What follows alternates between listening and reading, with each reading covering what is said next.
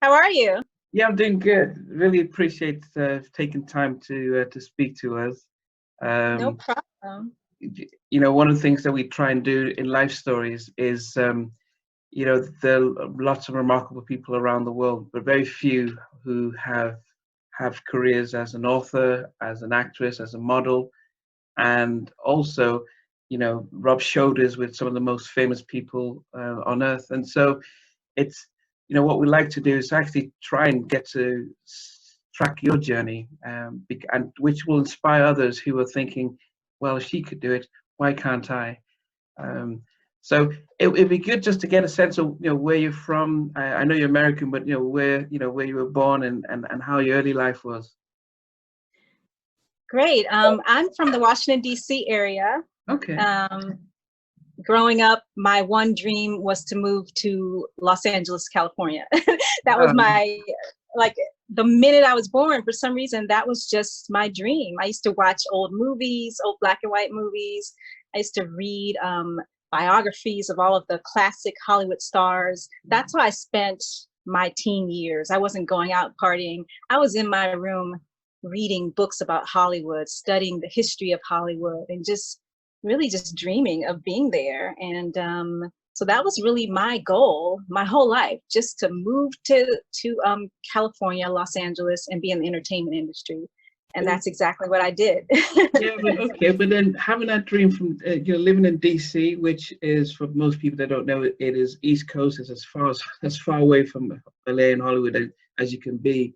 Yeah. What did your family, friends think about you having this sort of vision and dream at such a young age? My parents were very supportive. My mother, in particular, her motto for me was always "Go be your dream." And when I wrote my book, I made sure to put in the front of it the dedication. One of the dedications is to my mother, and I thanked her for telling me and instilling in me to go be my dream. And she instilled that, just that motto, "Go be your dream," since I was a child. And so that was always in the back of my head growing up. And it was just so wonderful to have supportive parents because, I wasn't into what most teenagers were into. I was, in my room alone, uh, singing songs and just reading books and that kind of stuff.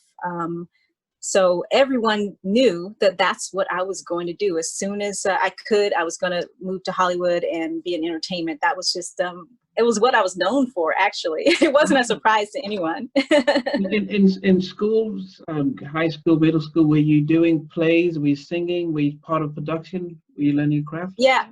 Yeah, totally. I took, drama classes, and we did plays. I was the lead in all the plays. We did a 12 Angry Jurors. I remember I was the lead in that, and a few others. Our Town, I played Emily, the lead in that one. So yeah, so as soon as I could, I was taking acting classes when I was a teenager. I took vocal lessons. In school, I took piano classes. So anything that I could take that would help me in my journey, I did it. And I don't know, I just, from a very young age, I had this extreme focus, and I knew that there were certain steps that I had to take to make my dreams come true. And I think that's where a lot of people go wrong. They're not focused. They think they want to do this, but then they go off and do that. They start a project, they never finish it. What you have to do is have your goal in your mind, Yeah. and dedicate yourself to that one goal until it's finished. Then go on to your next ones. Of course, you can, in your mind, think about what you want to do next, but until that one thing is finished, don't veer off and get distracted and do other things. And I guess that's just, it's always been a part of my personality, the ability to be extremely focused, Yeah. and that really helped me. Now, you spoke about a supportive mom, who said, go, go achieve, go chase the dream. What about the rest of the family? So you've got your dad, you've got any siblings?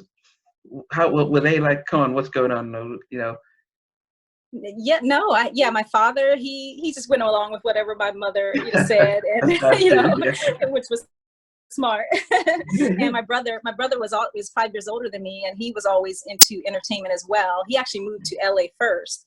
He ended up moving back to the DC area, but he did it first. So both of us, all, we both had that in our mind that we wanted to move to Hollywood and be in entertainment, I guess from my mother instilling that in us from such a young age. So yeah, it was just like expected of me to move to LA. And I was by myself. I didn't know anyone out here.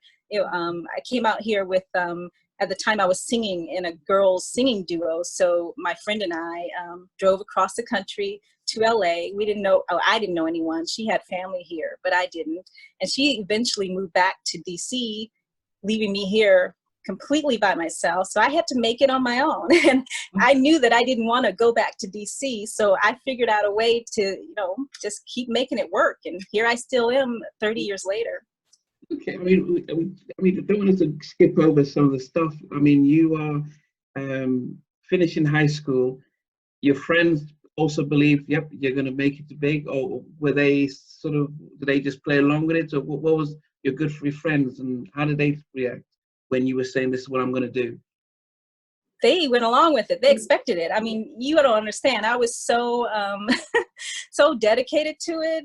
Yeah. There was just no doubt that that was what I was going to do. If you look at my high school yearbook, all the things that people wrote, everyone said, good luck in Hollywood, or Wow. Can't wait till you're a star, or it's just been my life, like, Yeah. forever. So it was just expected of me. I think that's the one thing that America is really good at, is that if you have if you're really confident in what you want to do, there's a lot of people that gravitate. And I think did that help, having a lot of people who believe what you were saying could be achievable? Did that just help you with the journey, as opposed to family members saying, no, that's a ridiculous dream, you're gonna go work in a factory, stuff like that? Having all that people believing you, did that really help you continue keeping that fire burning? Totally. With my parents believing in me, that really was all that I cared about. I learned from an early age not to worry about what other people thought, and not to listen to what other people expected of you, because everyone has their own journey in life, and it doesn't matter what someone else thinks that I should be doing. All that matters is what I want to do and what makes me happy, what makes my heart happy. So I just made a point to just drown all of that out, if there ever was. I don't even remember anyone ever saying, oh, don't do this, you shouldn't. Everyone just knew that this is what I was meant to do, so everyone went along with it. But even now, like, if someone tries to say, oh, don't do this, don't do that, I don't listen. You have to listen to your heart. That is the most important thing in life, because you don't want to be 90 years old and have regrets. Yeah. We only live once, and you can't live your life regretting so many things and think, oh, I should have done this. Do it now, because we don't know when our last day is, and you're not getting any younger, so you have to go for it. Okay, I mean, before we talk about your journey across LA, who were the people that inspired you in, you were reading the books and the biographies, but being of color in America, and who are the ones who you looked up to and thought, I just want to be maybe like them, or in that sort of category? Well, definitely Michael Jackson. From the time I was born, 1970, I was born. The Jackson 5, they were our idols, me and my brother. And as a person of color, the Jackson 5, they were all of our idols. So the Jackson family, they really inspired me and everyone that I knew for me, they inspired me to want to be in entertainment and to want to be like them. I used to read Right On magazine, was like our I remember Right On and Black Beats. You had it there too? So that was like our Bible. Every month they would come, and I couldn't wait to find out what Michael and his brothers were doing, or what this one is doing. And I think Right On magazine, had a really huge it was a really huge inspiration for me because I was able to look through the pages and just dream about what it was going to be like to live in Hollywood. And then every Saturday morning, Soul Train came on. Oh, So, so my ritual every Saturday was to watch the Jackson 5 cartoon. okay. And I think that probably came on at like 10 a.m. And then at 11, Soul Train came on. And then at 12, American Bandstand came on. So Oh, goodness. that's what we had every Saturday, and you looked forward to that all week. Now, kids today, they don't really know what it's like to anticipate something, or to to have to wait, to have patience. Now you can just go on YouTube and find whatever you want. You can find those old Soul Trains that I was watching when I was 5. You can just go on YouTube right now and watch them. But Yeah. back then, you couldn't do that, and it kind of Yeah. made it more special and magical because they weren't that easy to find, and it was the one thing that you waited your entire week to see. And seeing these kids here in Hollywood dancing, on a show, that was part of what inspired me to want to do what I do. And then, all the old movie stars. I used to love Marilyn Monroe. She was my favorite actress, and Shirley Temple. I loved her too. But Michael Jackson, of course, was my greatest inspiration. And Yeah, I no, we'll get to it. But at okay. that point, did you think you were going to sing or act, or Yeah. did you have an idea of when you were having this vision and talking to family and friends, what was it that you thought you were going to see yourself really striving in? I always wanted to do both, singing and acting. I always loved both of those things. I think it was easier in school to act because we had plays, and I could take acting classes. But on the side, I was always writing my own songs. I think I wrote my first song when I was 9, and then Wow. I put my first song on tape when I was about 16. Wow. It's a song called "The Mask," believe it or not. Okay. And it was about like the first time I visited California. I saw Michael Jackson driving in a car, and he What? had a mask on. Yeah, he had a mask on, and I wrote this whole song called "The Mask." So it's ironic that now we're all wearing masks. I have a song for that. I need to release that song actually, because Yeah. yeah. Wow. But yeah, I was writing songs, playing the keyboards, and I have notebooks and notebooks full of songs, and creating the melodies, and I had a 4-track recorder that I recorded on. And so I was really serious about songwriting and singing. And but then, when I moved to LA, as I said, I moved here with a singing partner, Yeah. one of my female friends, and we drove across country. And we drove here. Actually, on our drive here, we actually recorded our demo in the car on a boombox as we were driving. Okay. Oh, goodness. 4 songs. And so by the time we got here, we had a whole demo. And so I truly thought I was going to be a singer. But then, like, within the first month of living here in Los Angeles, I got a small part in the movie House Party, which Okay, with Kid and became a Play, Martin classic. Lawrence. Yeah, yeah, I love that one. Yeah, Exactly. love the soundtrack of Exactly. it. But yeah. So wait, So a wait a lot minute. of acting opportunities started coming my way, Oh, but singing oh, opportunities didn't. wait. So, how old were you when you and your friend took the journey? I mean, that must have been a 3-day journey. But how old were you when you made the journey? I was about 18. Okay, so your folks just put you in the car and said, "Okay, Shannon, good luck, and we'll hope for the best." And they weren't worried about how life is. In fact, that you're going across country on your own. I mean, I guess they were worried. They didn't tell me they were worried. They were just so supportive. And, I was always very mature for my age. I never okay. did anything bad. I wasn't a partier at that age. So they trusted me. They knew that I would do what was right, and that they could trust that I would be okay, even though I was on my own at 18 in Los Angeles. But, they were right, because I'm still here. So, Yeah. sometimes you have to do scary things in order to make big dreams come true. You can't stay in your comfort zone. That Mm. is so important.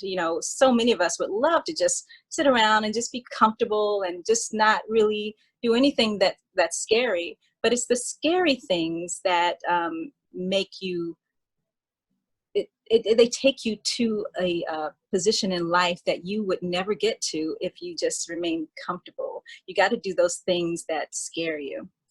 Now you're saying this with so much ease, but it's not as easy as you're saying it. And but I do want to know, where do you think that came from? That sense of vision, drive, and action, because that's not common with everyone. And so where do you think that came from? It was just in me. And, everyone is not meant to do certain things. Some people are meant to just stay in their hometowns and, have a nice, happy life with their family, which is great. I would love to be able to be normal. It would be I'd probably be happier actually. But some people, you're just born with it. It's in your blood. I can't tell you where it came from. It's just always been there. And I don't know any other way. It's not something that I had to develop or try to have. It's just something I've always had. I've always had this intense drive and focus to go after my dreams. It's really just that simple, and it's not something I can even explain. It's just always been there. Yeah, and it's really good that you said that, because I know some people would say, yep, my mom or my dad or my brother and uncle, I mean, I wanted to be like them, and that's where that drive came from. But I think it just helps to see that, when we see people like yourself come from a place where it wasn't, if you came from a Hollywood connected family and you have an uncle that's there, and it's like, yeah, pretty much you can make it through.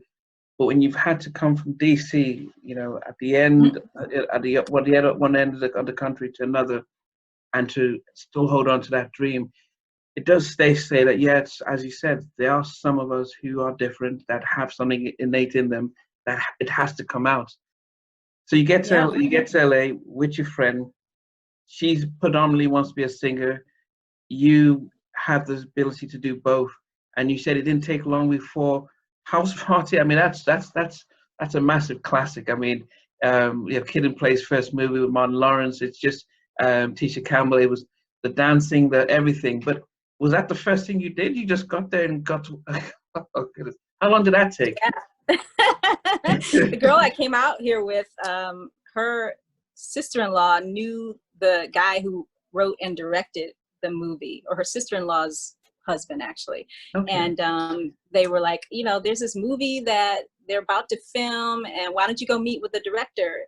The director is Reggie Hudlin. He's famous and has done a lot of amazing movies now, but at that time he also had never done anything. This was his very first movie, and he had never written anything and never directed, and it was a low budget movie. So I went and met with Reggie, and we were all young at that time. He was in his 20s and I was 18. So I met with him, me and my friend met with him, and it was just a really casual meeting. We did a few lines, read a few lines with him, and he said, okay, I'm gonna think of some parts for you guys that you can play. Wow. So he really just created the parts that we played. My friend is in it too, the girl that I drove out here with. She has a part in it. So yeah, it really is all in who you know out here. You can't do this alone. You have to know people. Yeah. So your own set, I mean, apart from Kid and Play, was anyone else well known? I know Full Force, but when you were on set, how did it feel like seeing these people? Did you know any of them before? No, the only person I think, Martin Lawrence was in it, who's from my hometown too. Oh, he was new. Yeah. But I think he had done maybe What's Happening Now or something. But I don't think I knew him either at that time. Tisha Campbell had done, I think Tisha Campbell was the only person who had really done a lot of acting prior to, because she started as a young teenager, I think, in other movies. I think Rocky Horror, was it Little Shop of Horrors? Yeah, okay. She was in that movie. So I think she had done that before House Party. But other than that, everyone was pretty much unknown. So we all were young and hungry. No Kid and Play? I guess they had a hit, I think, prior to House Party. Yeah, they were part of Soul. Yeah, so they're the ones that we all knew. We all knew, especially with the Afro and stuff. You're right. And Full Force and Kid and Play were the ones that we knew. So you're on the set, you're doing a part. Did you just think, wow, this is easier than I thought? Or what was going through your mind when you started a month after you arrived, you're already in a movie? It was amazing. And first, I'll say, prior to that, I had gone to Universal Studios to get a job because I didn't have a job. I didn't have any money. So, I just moved here with like no money. So I saw that Universal Studios was holding a big casting call for tour guides. So that was the first thing I did. I auditioned to be a tour guide at Universal Studios. And that was, really hard too. There were like 500 people trying to, get like 20 jobs Wow. as a tour guide. And we had to go through a long process of learning a whole like 500-page script. You had to learn the entire history of Universal Studios in order to be a tour guide, which was kind of easy for me because my whole life I had been studying the history of Hollywood. So a lot of the stuff I already knew. So I got the part as a tour guide at Universal. So that was my day job. And but most of the people there were actors and actresses, so they would allow you to go out on auditions. And that's another important thing. You had to get a job that was flexible enough to allow you to go do what you really wanted to do. So while I had that job, I got the part in House Party. So I had to kind of like put that on hold to go do this movie. And gosh, it was so amazing because we filmed House Party. We didn't film it in a house. We filmed it, most of the scenes, in a soundstage at a movie studio, the same movie studio where Gone with the Wind was filmed. So I was like, oh my God, I'm sitting here at Culver Studios, and this is where Clark Gable was. This is where, this is where they shot Gone with the Wind. So it was exciting. And then on the soundstage next to us, Pee-wee's Playhouse was being filmed. Pee-wee Herman. And for some odd reason, I used to idolize Pee-wee Herman at that time. I loved his movie. So I would sit there all day and I'd like watch him, get out of his car and go into his set, and he would be like smoking a cigarette. And I'm like, Pee-wee Herman smokes? Yeah, I can imagine that. So that was my first introduction to Hollywood, and seeing that, a lot of times the image that people have of others is not real. To see Pee-wee Herman, to see that he's a smoker, that like really shattered some of my, illusions. So that was my first foray into Hollywood, and it was really exciting. After that, what happened next? I mean, after you've done a House Party, were you then, you've got your day job, earning money. Did you then still think music, of acting, or what was on your mind? Yeah, I still, at that time, this was the early 90s, singing groups, girl groups, like in vogue, they were really popular. So every attractive girl who arrived in Hollywood would somehow get approached by a music producer, and everybody, had a production company or production deal that they wanted to present to you. So I started getting a lot of offers from music producers to join their girl groups. So I was in like 3 or 4 girl groups during this time. One, Jackie Jackson, Michael's brother, he was like one of the producers. So I had signed a contract with him and his partner, Alton Wilkie Stewart. And they both had, success in the music industry. So I was really excited. I was like, wow, I have this production deal. So I thought I was going to be a singer in this girls group. But inevitably, when you're doing something with other girls, drama usually ensues. So, you realize how not focused others are when you're doing something with other people. So a lot of the girls that were in the groups that I was in, they would get distracted because they had boyfriends that didn't really want them to be in the business, or, they just weren't into it like I was. So none of those groups ever worked out because usually the girls would drop out or something always happened. So while I was doing that, I was also getting more parts in acting. So I was doing it at the same time. I got some roles in Fresh Prince of Bel-Air. I was on there in its first season with Will Smith, and he was wonderful. And Family Matters, I did 2 episodes of Family Matters with Steve Urkel, Julia White. That was really fun. So I got some, some small parts, but it was exciting to finally be living my dream. Now, was it frustrating? And I guess, listening to this, when, you started off really heavy, but then did you think it will roll quicker, or was it frustrating when the parts were probably just coming, but not as frequent and not as stable as you probably envisioned?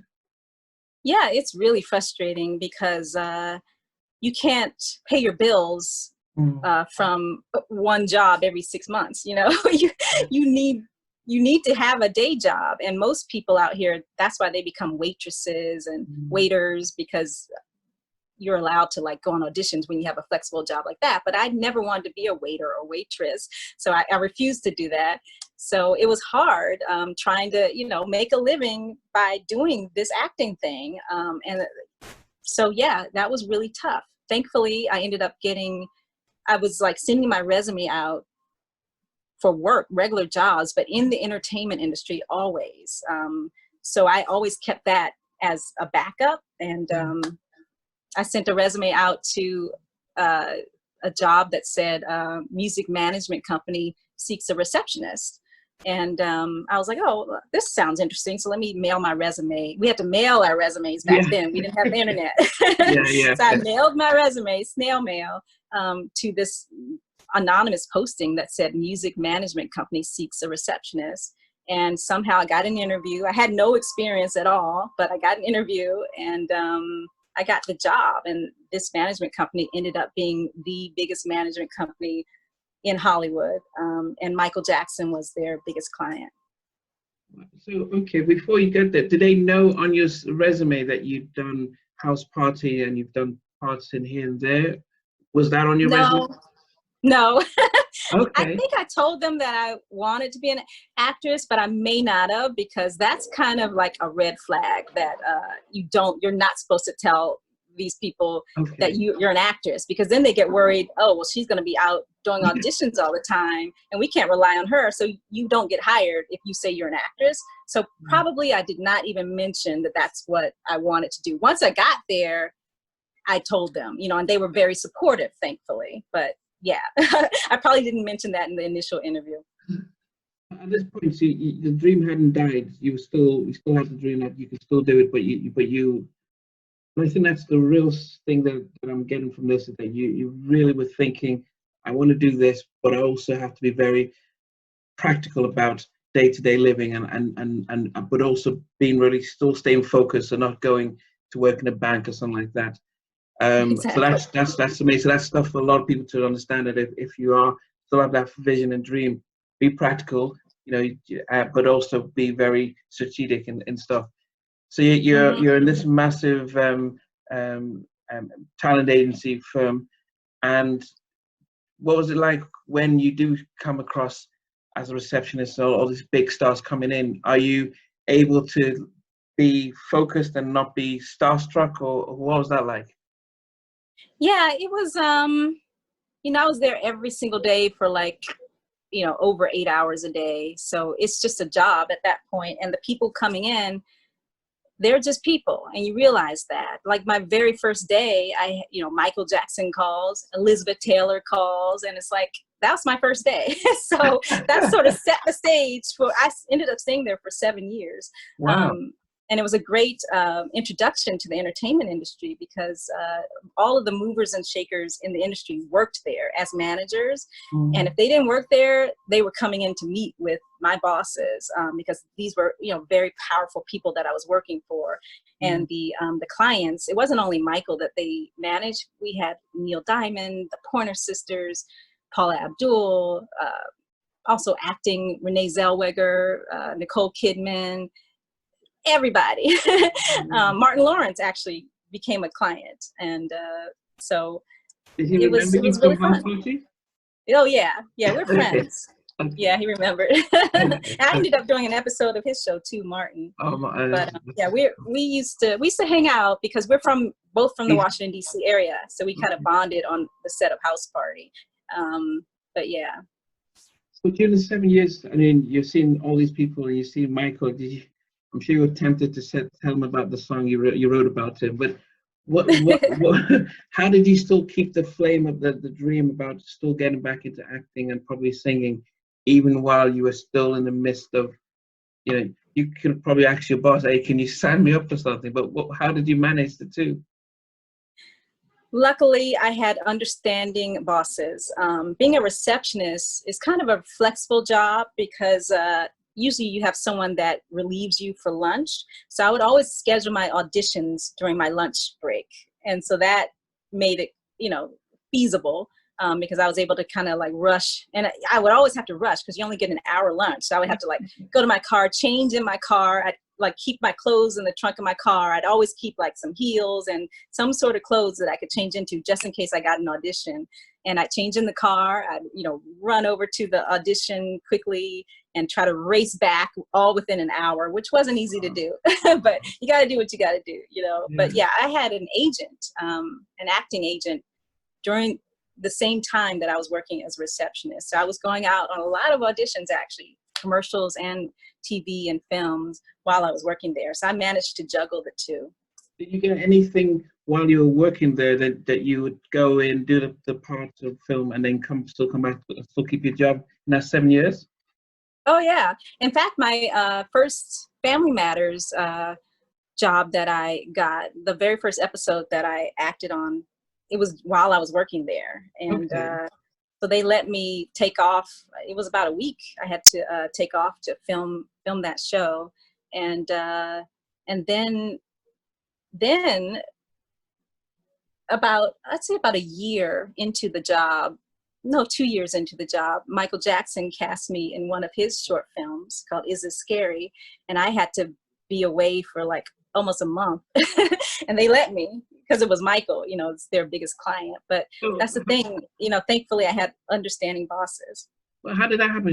Did you audition for it? He came into the building, saw you, and said, "Come, be in the film." What happened? Yeah, we had become friends by that time. Oh, This okay. was 1993. You guys became friends. I mean, how does that work? Yeah. How did Yeah, that? well, when you're the receptionist, you talk to every single person that calls in. Okay. So I was blessed to have that particular job because every time Michael called for his manager, he had to talk to me. He had to go through me. Okay. So I was talking to Michael like at least 6 times a day, like every day. And that's, you become friends that way. And uh, this was during the time when he had just released the Dangerous album, and he was doing a lot of appearances like on the American Music Awards, the Grammys, Grammys, Soul yeah. Train Super Bowl. Awards.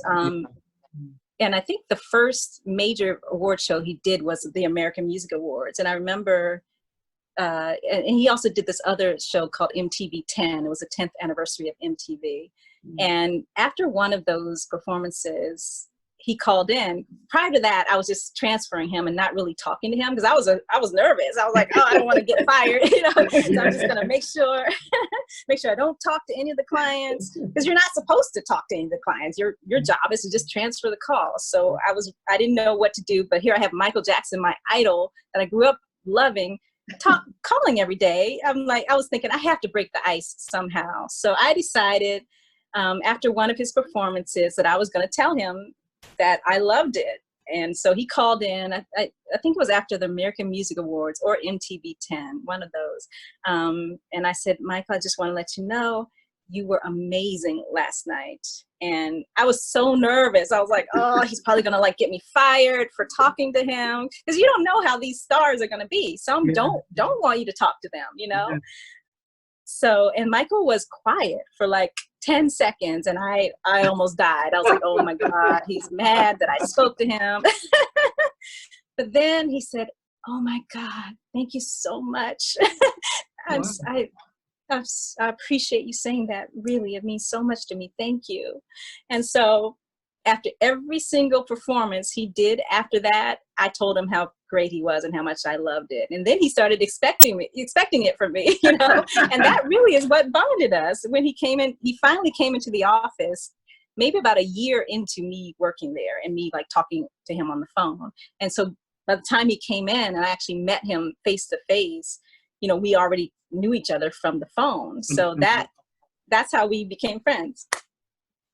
When he's calling in, because I think the image that we get is a very shy, sort of very reserved person, but you give me the impression that he was a little bit more confident, even, and I'm wondering, it's hard to imagine him just picking up the phone and calling and asking for something because he's probably the most recognizable voice, but he was making his own calls.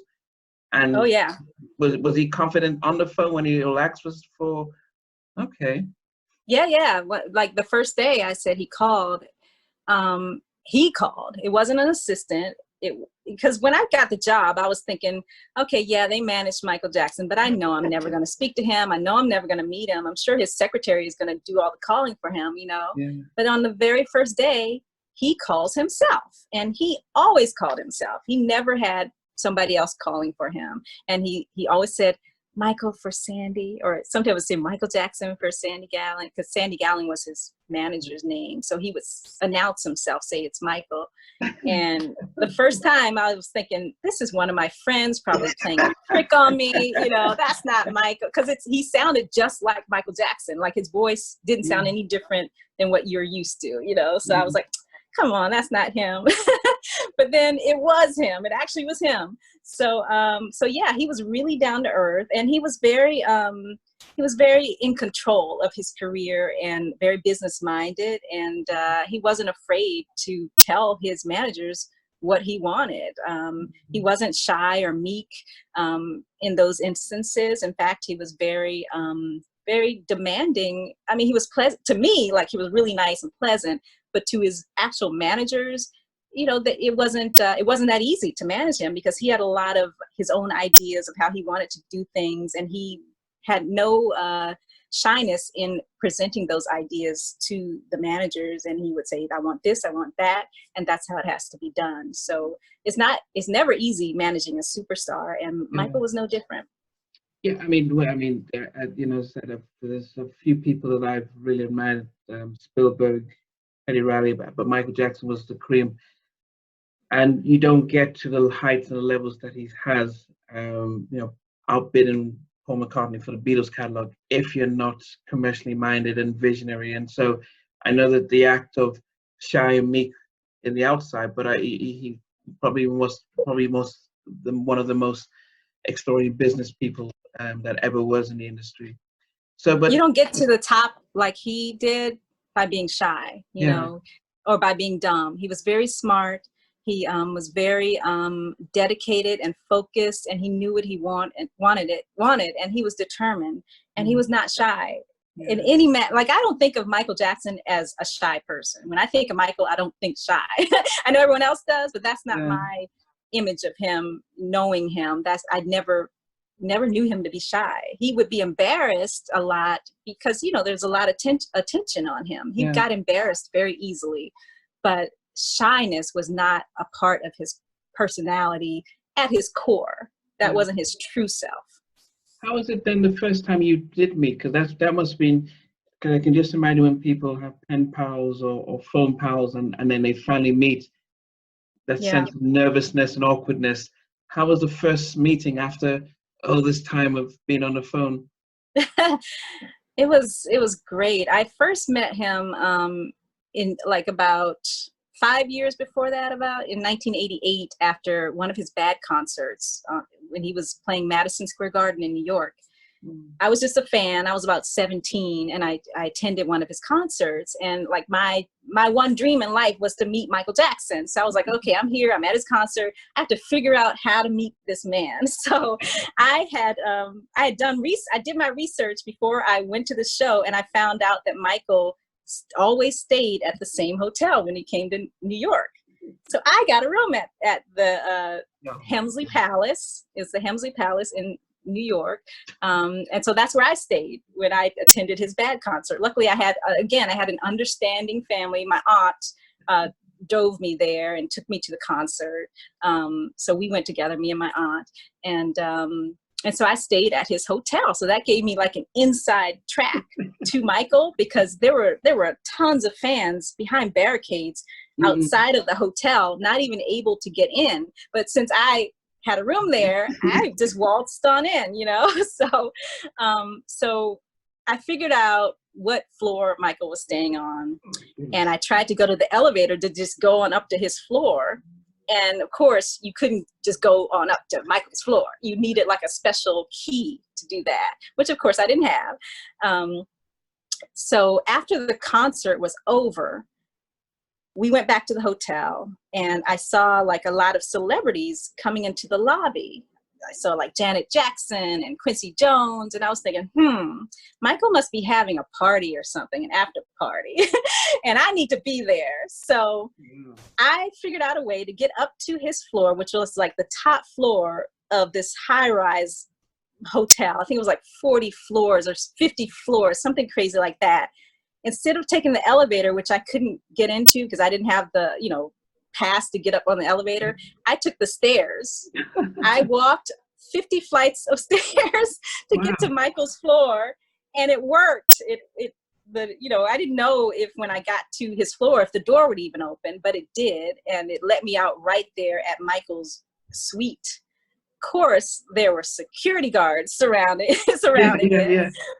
But, and like all the celebrities were filing in for this after party that he was having in his hotel suite after his show. And I was thinking, oh my God, if only I could go get into this party. But I know that his security is not going to let me in because obviously I'm a nobody. I'm a 17-year-old, fan. And but I walked up to his security and, started talking to him, to the guard. And as we're talking, Emmanuel Lewis walks out. Remember Emmanuel Webster? Yeah. So he starts like being friendly with me and kind of flirting. Yeah. And so he's like, oh yeah, I'll tell Michael you said hi. So I was like, okay, well, can you get us in? He was like, well, let me see what I can do. And so he went back in. But while he was in there, his security guard, was being very nice to me. And I was begging the security. I was like, please let me in. If you let me in, God will bless you for the rest of your life, I promise. And so for some reason, he let me in to Michael's room to this party where, all the A-listers of the 80s who were in New York at that time. And that was the first time I met Michael. I walked in. Michael was standing there with Jimmy Jam was actually on the piano playing the baby grand piano that was in Michael's suite. And Michael was standing there, and I was like, oh my God. And the second I walked into his room, Michael spotted me and waved. And I looked behind me. I was like, I know he's not waving at me because he doesn't even know me, but he was waving at me. So I waved back, and because he waved at me, that like opened up the whole room to me because everyone thought he knew me. They were like, oh, well, she must be his friend if he waved at her, So I was good. And I was sitting on the sofa. Quincy Jones came and sat next to me, and we were chatting it up and stuff. But I didn't have the guts to go over to Michael and like introduce myself. The whole night I was trying to get up the nerve to do it. And finally, I was standing there, and Michael walks over to me and introduces himself to me. He says, hi, I'm Michael. I was like, of course you're Michael. Okay. So then again, he wasn't shy. Even from that first moment, he made the first move. So he walked over to me, reached out his hand and introduced himself. And I grabbed his hand and shook it. And then when I went to let go of his hand, he kept holding on to my hand and slid it all the way down like that. And I was in love. I was like, oh my. I was like, okay, Michael's not gay. He's not weird. He likes women. From that little gesture, I knew that, a lot of the things that had been in the press wasn't true at all, because here this man is flirting with me and no one is around to see it. This is like real life stuff. So from that moment on, I loved him. He was just so much more than I had ever dreamed, just in that one moment. And so that was about 5 years before I got the job, before I even moved to Hollywood. Yeah. I was still a high school student at that time. And so fast forward, I get this job with him. And so then he comes into the office about a year after we had been speaking, and his manager introduced us, and he told Michael that I was his biggest fan, and I was so embarrassed because I didn't want him to think of me as a fan, and I certainly didn't want him to know that I had walked up 50 flights of stairs to meet him that first time. So I didn't say anything, but then the manager, spilled the beans by saying, oh, this is Shana, she's your biggest fan. I was like, thanks a lot. But yeah, but to my surprise, Michael liked that I was a fan. That made him happy because he was looking for people who were loyal, of course, in that office. And I was the only person of color in the office. So that also bonded us, and it made him trust me and gravitate towards me more than the others, because I was the only person of color, and he knew that, you know, we had that bond too. So when he found out that I was a fan in, you know, in my previous years, my teen years, and that I was a person of color, after talking to me on the phone, finding all of this out when we first met, it bonded us even more. And then he started coming in after that first time. He started coming into our office for meetings like twice a week. He was there like all the time after You that. just called before, he would just call, but now he's coming in. Exactly. After, and everyone was saying, you know, it's because of you that he's coming. Even his office was telling me that, you know, they were like really surprised that because he was using our office for all of his meetings, and his own office was like 2 blocks away. He never went there ever.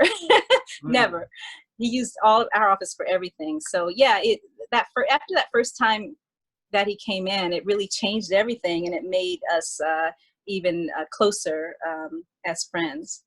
And you said he called, he says, okay, how did the idea then come to, he's going to do, it's strange because it's scary, but the video is the soundtrack to Ghost. But how did that come about where he just says to Sandy, hey, I'm going to take Shana for a couple months. Is it okay? I mean, how did that come about? Well, believe it or not, I did 2 short films with him. One was Is This Scary, which was in 1993, and the other one was Ghosts, which was 1996, 3 years later. Okay. Yeah, the first one, Is This Scary, Stephen King wrote it, and so he was coming into the office for meetings along with the director, which was Mick Garris, and Michael, of course, was coming in all the time. And one time they had a meeting about the video. It was like Stephen King, I think, and Mick and Michael. And I just said, you know, I would love to be in the video. And I didn't think they would take me seriously, but Michael was like, okay. So there, I got put into the video, just that easy, you know. And I didn't have to audition. I didn't have to do anything. And but the horrible thing is, you know, this was like a huge multi-million-dollar production, and it was supposed to be the theme song for the Addams Family Values movie. This was 1993, and we're on the set. Everything is exciting. I'm you know, so excited to finally be in a Michael Jackson video, and here's Michael standing next to me. I thought I had died and gone to heaven. Yeah. But then I noticed Michael's mood started changing. Like he just became like really sad and like in a daze. And I was thinking, I wonder what's wrong with Michael. This is strange. Because usually he was like happy-go-lucky and fun and funny, but he just wasn't all there all of a sudden. And he started calling in sick every day. And next thing you know, these allegations came out from Jordy Chandler. Yeah. This was happening while we were filming the short film. The allegations broke while we were filming. And he was so devastated that we couldn't continue. So we never finished that video.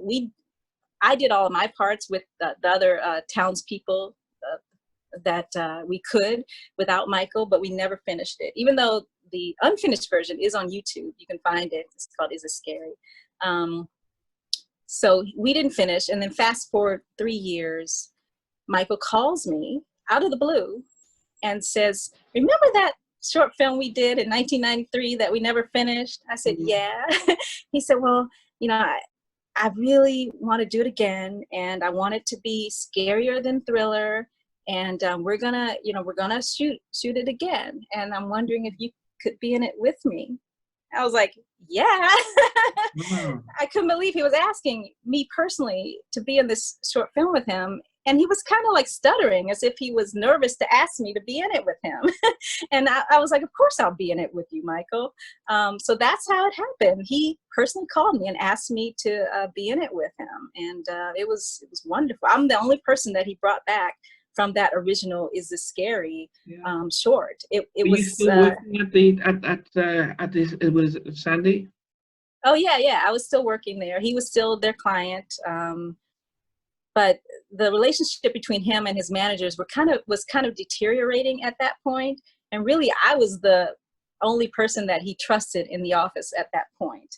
And he didn't even tell my bosses that he was putting me in the short film. He left that up to me to break the news to them. And he didn't, he banned them from the set. He wouldn't let them come to the set while we were there. So it was kind of like a weird situation, because even though those were my bosses and they were his managers, I was sort of stuck in the middle because I was the only one who was cool with Michael at that point. Yeah.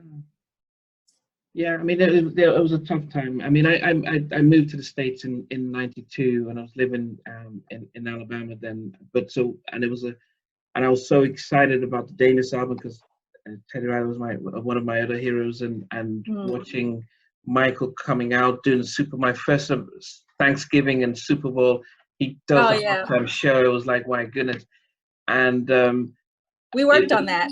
I worked on that with his managers, the Super yeah, Bowl performance. well, that, yeah, it was. I mean, it was at that point, it was the biggest watching Super Bowl ever, and everything. And so when the allegations came out, it was really devastating to all of us, in any around the world and stuff. But for you, who knew him personally, how was that for you? I mean, right in the midst of the fact that you were doing stuff with him, things were progressing, and all of a sudden, this just, because he retreated. I mean, his interview, when he did his press conference, when he did the video, he was in his orange shirt, saying that how he felt humiliated about what the police did. It was like, my goodness. I mean, for you close by, how did that feel, knowing you've been following him for all these years? It was horrible because at that point, here I was in a short film with him. All of my dreams were coming true. Not Yeah. only that, but it was planned for me to be like his public girlfriend. Like that's what his managers were planning that. They were trying to get us together the whole time. Oh, And so before that stuff hit, that was what was in the works.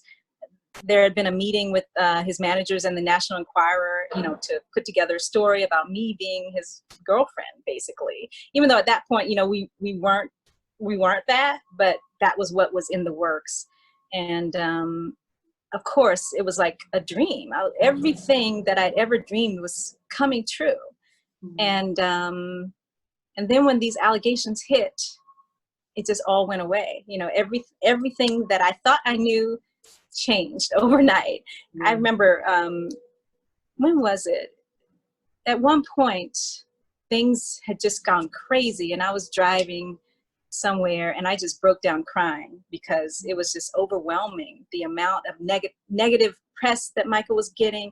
Because before this, Michael was like an angel in the press. Like, everyone thought of him as perfect, right? Yeah. But after this, it's just like one negative thing after the next. And I personally couldn't handle it. I started crying.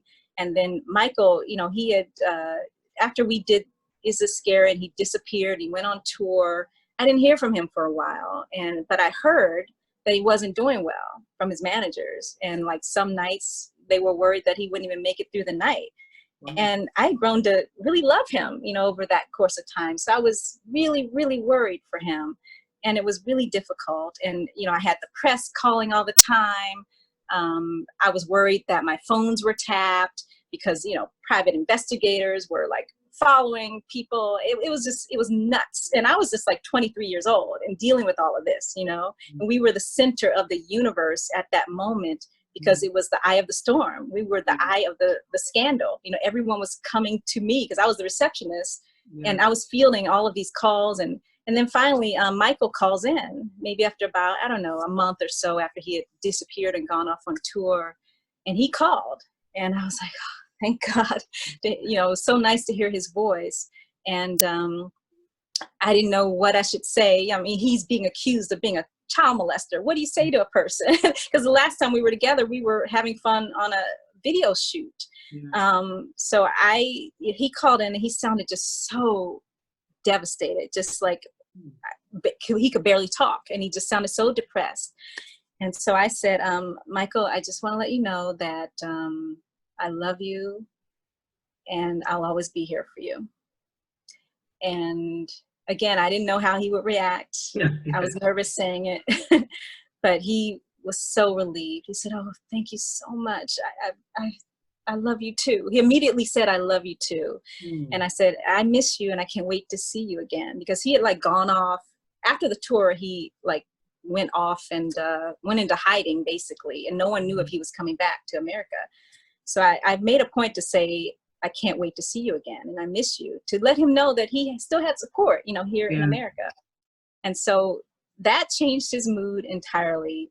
As soon as I said that, he got happy, and he started recounting the scenes that we had filmed that he was present for Is This Scary? He was like, remember when they said this and I said that? And he was just instantly happy, thinking about those last moments that he had before these allegations went down. So I was basically with him in those last moments before his whole life changed. And he never forgot it. And I think that's also why he cast me in Ghost 3 years later, because, he never forgot those happy moments that we had on the first one.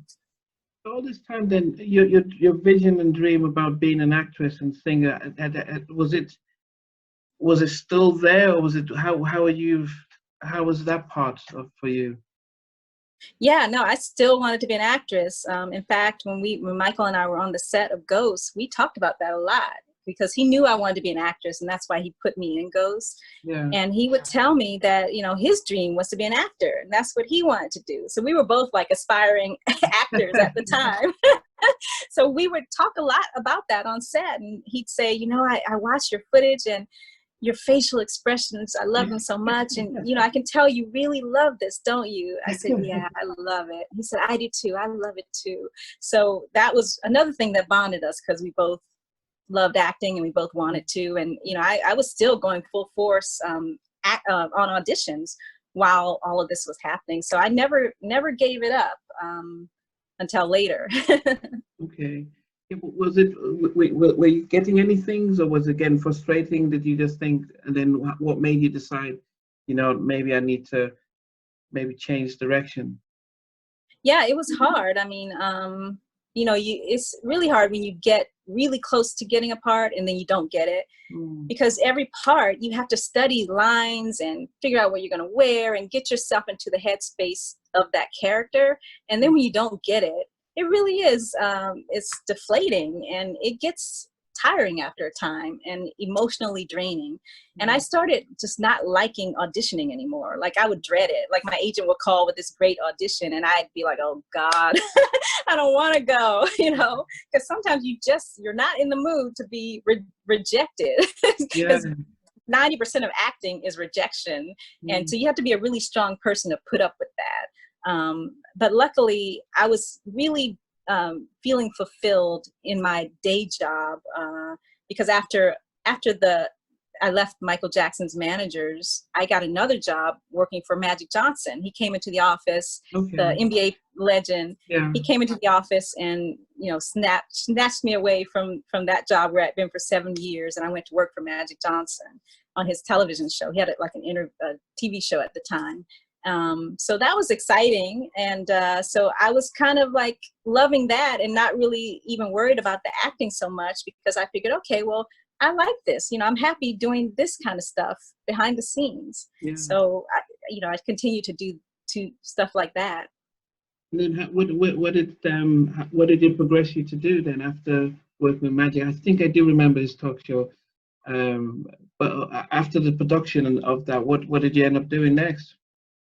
Then I met an old friend that had come into Sandy Gallen's office where I was working for Michael's manager. He had come in in the early years when I first started working there. His name is Quadri El-Amin, and he had come into the office at that time because he was working with Boyz II Men. He was their road manager, and Boyz II Men was looking for management.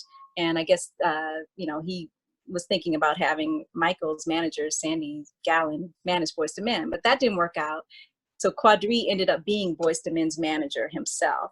And I ran into him at an event, and he asked me what I was up to. And I said, actually nothing, I'm between jobs right now. He said, oh, well, come work with me, I need some help. So I ended up working for Boyz II Men, and and their manager.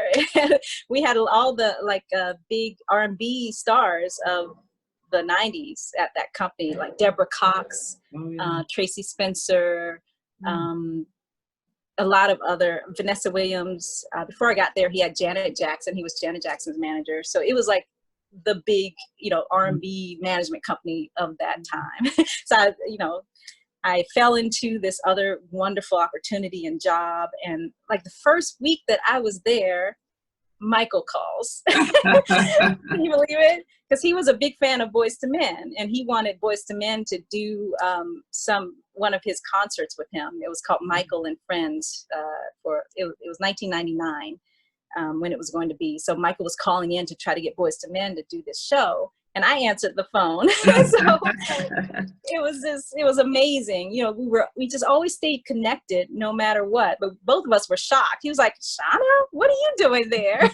And I was like, "I work here now." So it was hilarious. But yeah, so a lot of it was luck. You know, and it's also, again, it's all in who you know. You know, these connections that you make 5 years ago, don't burn any bridge, because they may come in handy 5 years from now when you need a job. Yeah. And so you move on from that. So what did you then say, okay, did you start to think about a new career, either going into management, artist development, production? What were you starting to think? Yeah, actually, I stopped auditioning because the job that I had with the Boyz II Men's manager, I had to travel with the artists. I was brought in to work with Tracy Spencer, she started off as a child star singer, and she was making a comeback. So I had to, you know, be with her, set up auditions for dancers, and set up her promotional tours and photo shoots.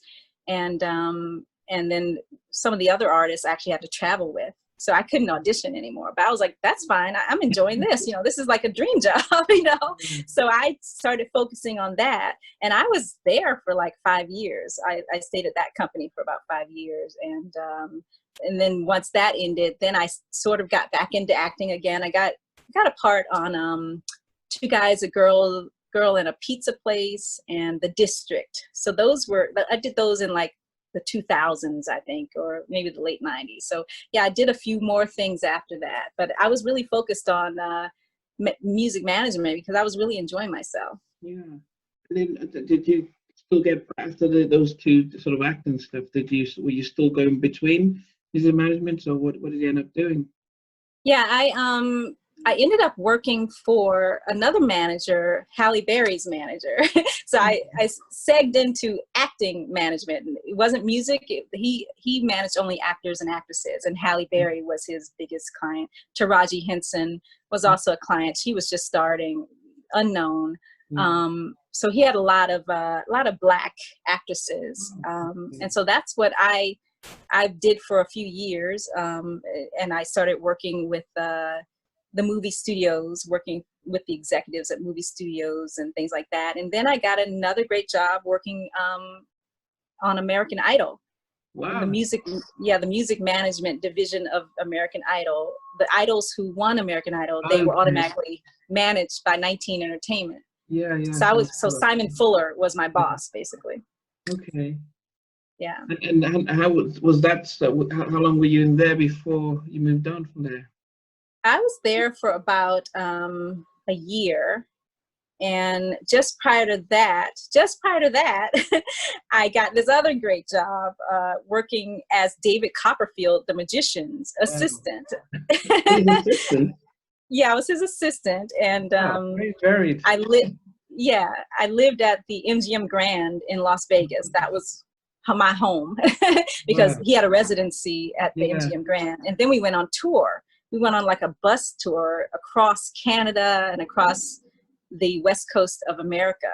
And we had a sold out show every night. Yeah. So that was a lot of work, but it was really, really rewarding because I always loved magic, and I got to find out how he did all his tricks. So, you know, can't beat that.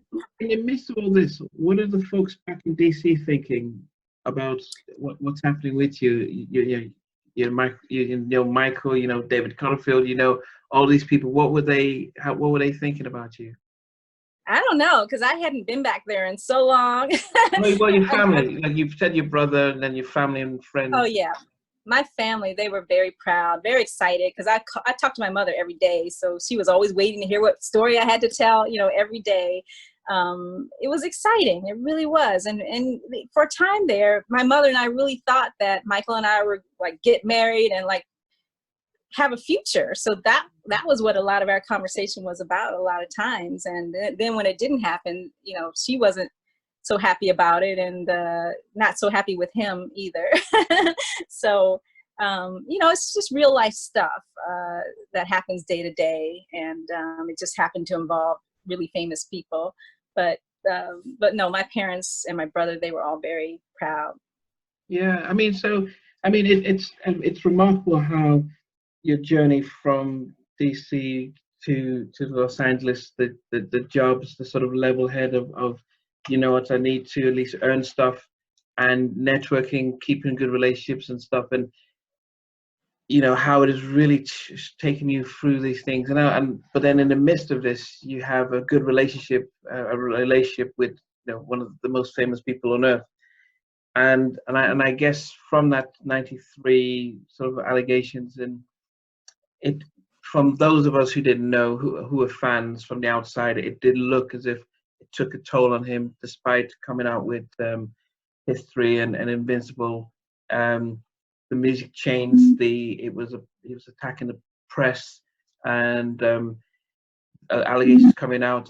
How did that affect your relationship with him? Was it hard to reach to get in touch? And you personally, being a fan for such a long time, did you feel any responsibility at all, or? I felt like, well, I mean, at that point, I didn't think of myself as a fan anymore. It had Yeah. switched. My whole perspective had switched because I actually knew the man now. And Mm. so I couldn't even put myself back into that mindset of being a fan where like you look at a person and everything is just wonderful and great. And, you know, you're kind of worshiping a person when you're a fan. But when you Mm. get to know that person, it's not like that anymore. Mm. So I felt a responsibility to protect him and to make sure that he stayed alive, simply because I now loved him. I cared about him like as a But just person. he stayed alive. Did you fear that it was too much on for him? Yeah, like in 1993, we really thought that he may not make it some nights. And Oh. then when I would talk to him, he sounded like he wasn't going to make it. You know, he would just sound really, really bad. And it broke my heart. I was so worried. You know, I just didn't know what to do. I felt so helpless too. And they were going to send me overseas to go be with him. But that never happened. But it was exciting when I thought I was going to go, because his managers told me to get a passport so that I could go over there to be with him. And I got one, but it never worked. But he knew at least that I was here for him and that I cared. But yeah, it changed everything. It changed everything in his life. It changed my, my hopes and dreams with him. Those all changed instantly when the scandal hit, because nothing was ever the same ever again. And I do believe that it eventually killed him. Those 1993 allegations are what led to his demise. He never fully recovered from that. Yeah, I mean, in the midst of all this, did yeah, I mean, at full time, I'm a mental health therapist, and Hmm. we talk about depression and anxiety. But I'm thinking, if the world is saying all this stuff about you, it's not just about thoughts; it's there.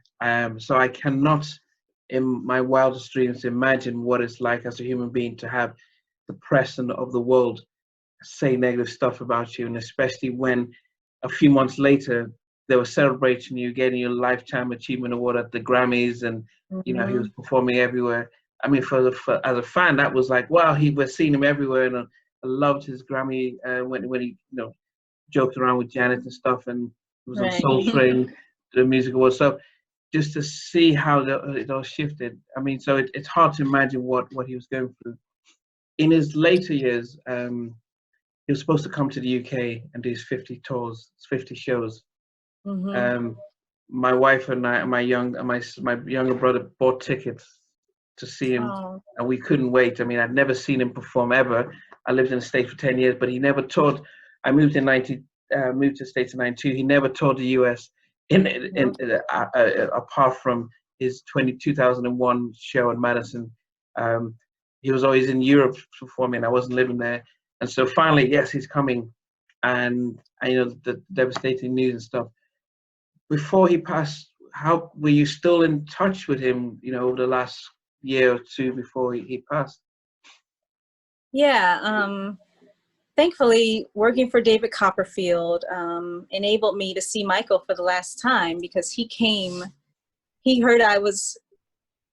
He had moved back to Las Vegas, Yeah, I knew he and was. Yeah, I heard he was in Vegas. Yeah. I didn't even know he was there. He had been in Bahrain. This was after the trial ended, Mm. end of 2006, and he moved to Vegas. That was his first stop back in America after, you know, being in Bahrain and all of those places. And I lived in Vegas because I was working with Dr. David Copperfield, you know. And just so happens, I was there, Michael was there, and also Prince, the artist. He had a Yeah. residency in Vegas that same month. Like, all Yeah. this amazing stuff was happening. That'll never happen again, by the way. This was like just something of the perfect storm of legends, you know. And so it was a great time to be in Vegas.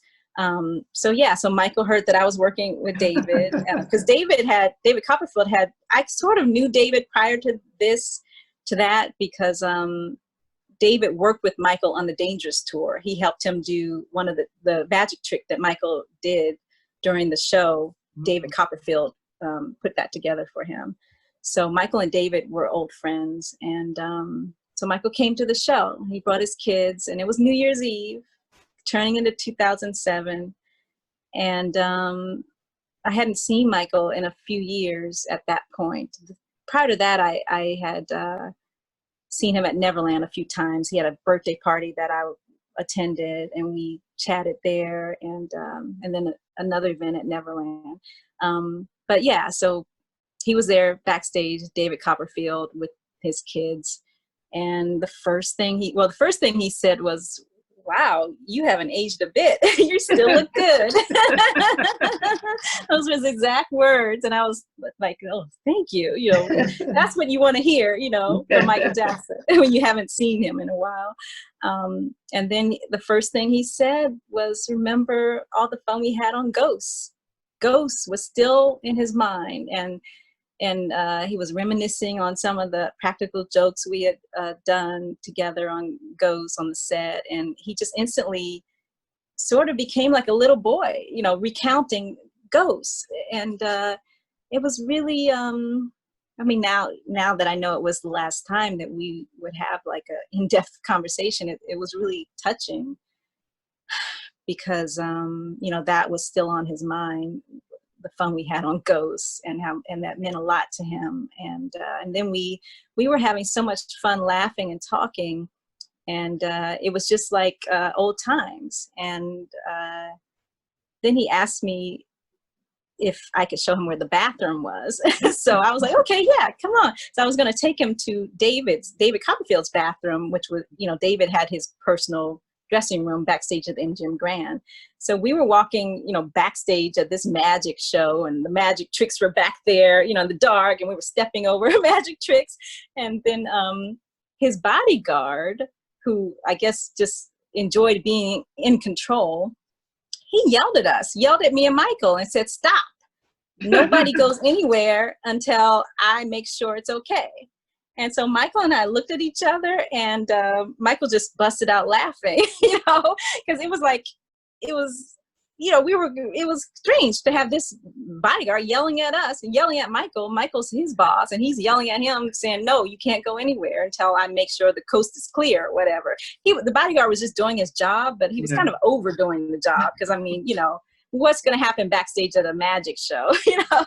So, and it's funny, because Michael and I had that same experience when we were on the set of Ghosts. He and I were laughing. For some reason, when we were together, we always would just like get loud and like laugh and just kind of forget our surroundings. And so when we were filming Ghosts, we were talking about something and laughing, not realizing that a scene was being shot like behind us. And so the director, Stan Winston, stormed over to us, and he was furious. He yelled at us and said, "You know, guys, we're trying to film something here. Will you guys keep it down? You're too loud. And then he kicked us off the set. He said, in fact, just leave the set if you want to continue to talk like this. So, Michael, being the humble guy he was, didn't say anything. And, we just left the set and like continued our conversation there. But fast forward 10 years later and the same thing is happening. We're being yelled at by his bodyguard. So, My goodness. yeah. I mean, because I can't imagine how long we've been talking, but I just. So, what inspired you then to write Michael and Me? I mean, what was it? I mean, because you've recapped quite a lot of incredible moments. And the one question I want to ask is, did you ever tell him about climbing up 50 flights of stairs? And he never knew. No, I was embarrassed about that. Oh, even when you guys are close friends, you never Huh? told him. Even when you're No, close. I never told him that. No, Oh. I know he knew that he had met me then because, his manager had told him something, when we first were introduced, Yeah. about me meeting him in New York and stuff. But I don't know if he ever like realized I was the same person that he met at that party. He he meets a lot of people. So I didn't want to assume that he remembered anything really. Yeah. So no, I never told him that. I was really embarrassed about that. Yes. Oh my goodness. But you've written a book, I mean, and that's I've got dyslexia, so the thought of reading a book is one thing. To write is just almost like that doesn't make sense. You've been able to write a book and become an author. What was that process like for you? Was it anyway? I don't want to put words in your mouth. But what was it like writing the book for you? It was scary because I'm not a writer. I never even had dreams of being a writer. But after he passed away, there were so many stories in the press about him, not only about him, but like on the internet, there were stories about me, even though I hadn't written a book or anything at that point, but there were a lot of false stories going around about me. I guess because in 2003, I went on Entertainment Tonight and did an interview about Michael, and that's how the fans sort of, got to know who I was. But yeah, there were a lot of false things, not only about me, but about him. And I was like, you know what? If only people knew what really happened, maybe it would change their perception of not only me, but of him. And people would realize that he's a regular guy. So I knew I had written in my diary very extensively back in those days. In detail. So I pulled out all of my old diaries and I started reading them. And I was like, wow, these are great stories. These are great memories that people need to hear. And so I said, I'm going to try and see if I can write a chapter from this diary. Luckily, my diary was written as if it was a book because I was very detailed at all times. So that's what I did. I wrote that first chapter, which was about me climbing up those stairs to meet Michael in his room. That was the very first chapter I wrote. And that was a chapter I submitted to the publisher to get a book deal.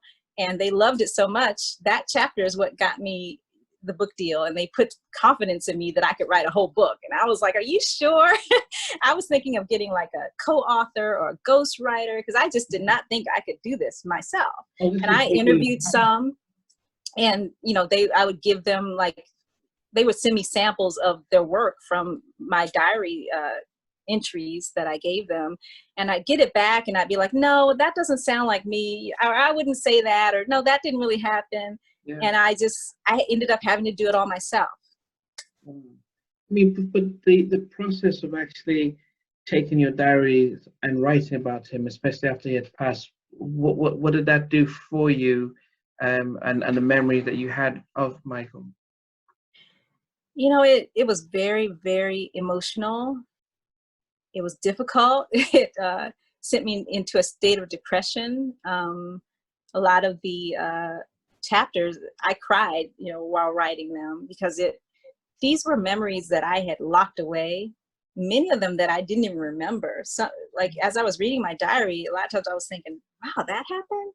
And having to bring all that back up, it was difficult. I was hoping it would be therapeutic and it would be a way to release it finally, get it off of my chest for once and for all, and to be able to be free of these memories.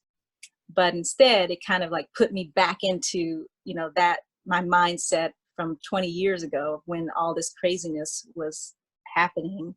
And some things that I had just like blocked out, I had to let them back in. And that's not easy to do. So writing a book about your life is not easy because you have to revisit memories that sometimes they're painful, and it's not healthy really to even go back there a lot of times, but I guess you have to in order to be able to move on and move to the next level of your life. When you look back as we finish, reflect on your journey from Old Town DC to Hollywood, and all the things you do. Would you do anything differently if you had a chance to go back and see your 18-year-old self before she got in the car to LA? What would you do differently? Sure, I would. I was really shy, back then, and a lot of opportunities that were presented to me, either I let them pass by, or I just blew them off, or a lot of times I was just too shy to do certain things. So yeah, I would have. If I could change my personality to be less shy, that's what I would do. I would not be so worried about, just not having enough confidence to do certain things. So I feel like there were a lot of opportunities that I missed because of that, because of my shyness. Even with Michael, there were a lot of things that I would have done differently, and I would have done differently if I was older and more experienced, and also if I was more confident in myself and less shy. So I would say, to just be bold in life and not worry about anything else but what your goal is in life. You got to focus on that and not let shyness get in the way of it. Don't let anything get in the way, because we only live once. Mm. So you have to just go for it. Go for all of your dreams, and don't let anything get in the way. It's surprising that you're saying shyness. You climbed up 50 stores got into Michael's private party. I know. You you've you've driven across the country to get into Hollywood. So I'm surprised you can even say that you were shy and Yeah. you weren't bold enough. Because if you had any more boldness, you might have been on the the, Yeah. the Apollo going to the moon or something. So that's really I nice. think determination is what I had. You okay? Determination made me bold, but then once I was in the moment, I would get shy. So Okay. I would get the opportunities, but then once I had the opportunities, that shyness would creep in. You know what I mean? So I don't know. If I could just keep that boldness the entire way through, I would be okay. Wow. No, no. I mean, you've it's been a remarkable time listening to you. I think what I would hope people would always get from this is that sense of that determination, that vision, that tenacity. Um, Yeah. but also the things that you mentioned about the networking and being humble in the fact that this is what I want to do, but I need to be sure that I can earn a living, and working as a receptionist, and taking opportunities as they come along. So those are things that I guess people tend to overlook and see. And it's a remarkable testimony to you that you're able to build a relationship with the most famous person on earth, and be there as a confident during, for people like me who have big fans. It was, I guess, confident to know that he had people like yourself and his family who were there being supportive and stuff. And but it's been a pleasure and an honor hearing about that. And I know a lot of people would want to hear about your relationship with Michael and stuff, but for me it was more so that's sort of that goal, that driven, that tenacity, and that's that sort of thing. That's the kind of stuff that everyone, we're not all, no one's going to meet Michael again. We may not all meet famous people, but what you've taught us today is of that vision, that belief, and how that can open doors for you. Hmm. And you Yeah. have to stay focused. I always tell people that you have to have laser sharp focus. You can't deter from your goal, and don't let anything get in the way. Just stay focused. Yeah. I mean, I finally did. Are they?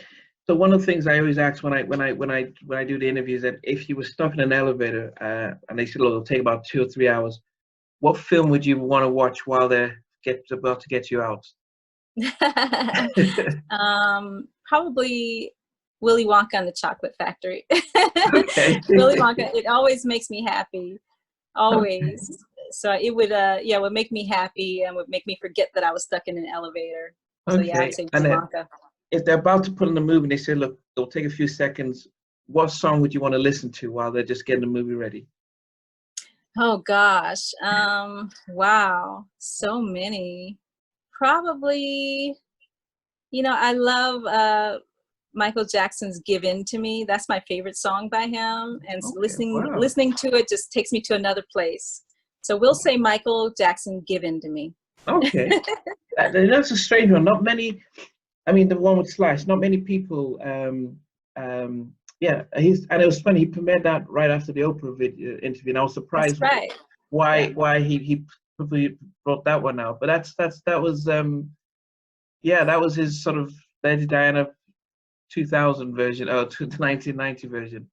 Yeah, Okay, Dirty Diana was always my favorite song too. So I like the kind of rocky, sexy songs of Michael's. Those okay. are always my favorite. Not Liberian Girl. No, I don't really like Liberian Girl. I liked it, but it wasn't my Oh favorite.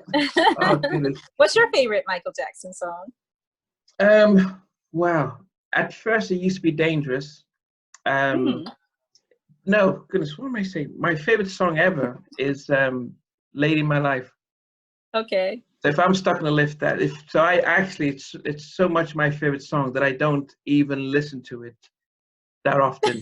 It's like locked up. So every 2 years I can bring it out and listen to it and like, oh, that's nice, and then I'll lock it away because I don't want it to lose its value. It's such a, Oh, and I wow. don't know if you listen to it, it's on Michael, like it is as I said, I don't know, but he did. I wish he had made more songs like that. I wish he'd even come out with a video of that. It was Oh, yeah. such a tender sort of, yeah, it's such an amazing song. As I said, I may listen to it tomorrow just to remind myself, and then that'll be it for another year or so, because I just don't want it to lose how valuable, how precious that song is. Yeah. So, but I think I like Human Nature better on that album. Yeah, I think Human Nature is my favorite from that album. Well, not yeah, favorite, but but one of Late in them. My Life could actually be released now, and LL Cool J with Boys to Men did when he did Hey Lover. So it Right. was, they sampled it, but it was such, he could release it now and it would gone to. I did wish I'd managed him, because there were certain songs I would have put him out. I would have, I would have asked him about. Invincible was an okay album, but there were certain tracks he could have put out first and stuff like that. Yeah. But anyway, by the wayside. But you've been a true legend, being up and spending this time taking us through your journey. As I said, it's that vision, that determination, having people that believe in you. I mean, listening to all of that, the adventures you've gone through, and but I think importantly, people need to remember: don't burn bridges, be tunnel vision, and just and the best, expect the best. Yes, definitely. It's been my pleasure to chat with you. I've usually not asked the questions that you've asked me, and I really enjoyed it. So thank you. Oh, okay. Oh, I appreciate it. I mean, as I said, it's you're a rare breed, author, actors, model. You've done all this, and it's people might just say, oh, and yeah, I could have asked about the Jackson family and all that stuff, but it's like, well, but you've lived a very interesting and amazing life, Thank and you. that's what we wanted to know about. Because, as I said, it's I've seen some videos of you. I think Michael's on tour and you were there. It's I can see the old sort of camera and stuff like that. So you've done a lot, but it's your journey, your story, your life story that we wanted to listen to and hear. And Thank you. along the way, you've talked about Michael and stuff, but it was, as I said, it's been fascinating to hear about you and getting to know you and your life and everything. Thank you. Thank you so much. Okay. So I don't know, probably next week, but just edit it, and I have to, because it's over an hour, I would have to bring it out on 2 times and stuff like Hour and that. a half. Yeah, an hour and a half. So I'll have to break it into part 1 and 2 and stuff. But I do appreciate you taking the time and stuff. It's over here. It's 11:30 at night, but hey ho. Oh. But it's Make sure been, you send me a copy when you edit it. After yeah, you no, edit it. yeah, but actually, yeah. As soon as I finish, yeah, I'll work on it over the weekend. I'll send you a copy from Google so that you can download it and stuff. And then then when we split it up, that would come out. I'll let you know when that comes out. But I'll send you a copy of what we just done. Okay, you're putting it on your channel, or? Yeah, so it will go out. It will go out on YouTube and Facebook. Okay. But as I said, because it's an hour and a half, I'd probably have to schedule it over, have to break it into 2, and then also some of the things that you've said, some of the small things about the determination. So with things like that, we can put on Instagram. But it is sort of, as I said, what I'm always looking to do is inspire and give people things to be motivated by. So there's a lot of what you've said that will go through and say, okay, let people learn about this part and sort of the, not giving in to setbacks and things like that. Yeah. Mm-hmm. That's great. Awesome. Yeah. Thanks very much. Thank you. Yes, and I do appreciate the time. And as I said, it's he was big, massive MJ fan. Dangerous was my, strange enough, Teddy Riley is one of my all-time idols. I love his production and stuff. Yeah. And I love Michael. You would have thought Dangerous would be my best album with them, but I think I preferred the work they did in Invincible. Unfortunately, Really? Wow. Sony. Yeah, I love the song with Carlos Santana. Oh yeah. Shana Whatever Mangatal. happens. Yeah, whatever happens. I loved the 2000 watts. It didn't sound like Michael. He was very, because Tyrese first co-wrote the song with them. So that Invincible to me could have been a bigger album if Sony hadn't. There was a lot going on that they didn't really support him with, and direction, and the fact that he owned the most valuable publishing in the world. It's there are times some of us just assume that that nothing is coincidental and stuff like that. But Mm-hmm. things like we'll never know. But now we're talking about Black Lives Matter, but he was fighting his battles for such a long time on his own. And That's true.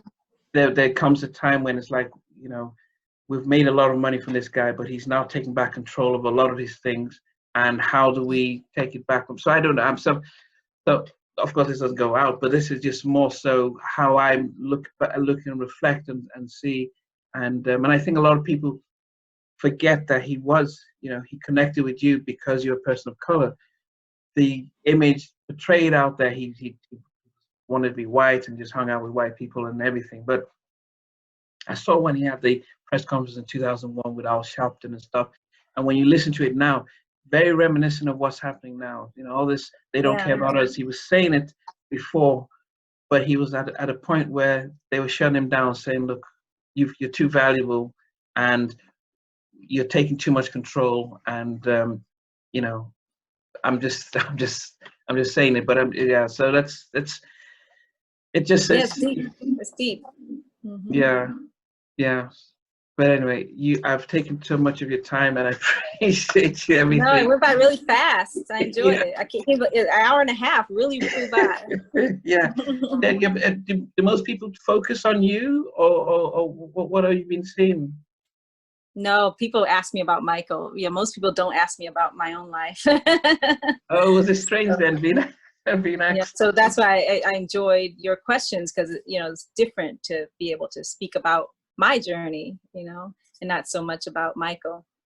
Yeah, no, goodness, we can read a lot about Michael, but it's being in the middle. I mean, I probably could have asked so many other questions, more so about because I briefly, I lived in LA. I bought a house on Coburn, just down the road from Coburn Studios, and I started to see all these people when I was living and working out there, and you get desensitized, and it's not a big deal when you see the celebrities and stuff. But you know, but then there are other sides of Hollywood that probably, being, a single attractive woman at the time, the challenges, diversity, whether they were casting people, whether, oh, you're black, well, it's with the no parts. So there's so many other things that probably should have gone into to see how things could have been, how challenging it would have been for you. But Yeah, yeah, there's a lot. there's a lot. So But much to talk about. hopefully you can write a book about yourself as Yeah. the journey, and let it focus on what you've achieved, and almost be able to motivate others. Yeah, that actually is my plan for my next book. I want it to be some sort of motivational book. Yeah. How to, being your dream and going after them, after your dreams, and also all the things that I went through in Hollywood, maybe, to help someone else not have to go through those things if they learn from the lessons that Yeah. I learned. So yeah. Yeah, you said so much here, so I wish you will do stuff like that, because Thank you. yeah. But anyway, but thank you very much, and I will send it over the weekend and before I edit and stuff like that. Okay, awesome. It was so nice to meet you and to talk to you, and please keep in touch. Will do. Thank you very much. Okay, bye-bye. Bye. You too. Hey, thanks for watching the talk with Nnamdi Okoye. Hope you enjoyed the show. Please comment, like, share, and subscribe. Until next time, see you then.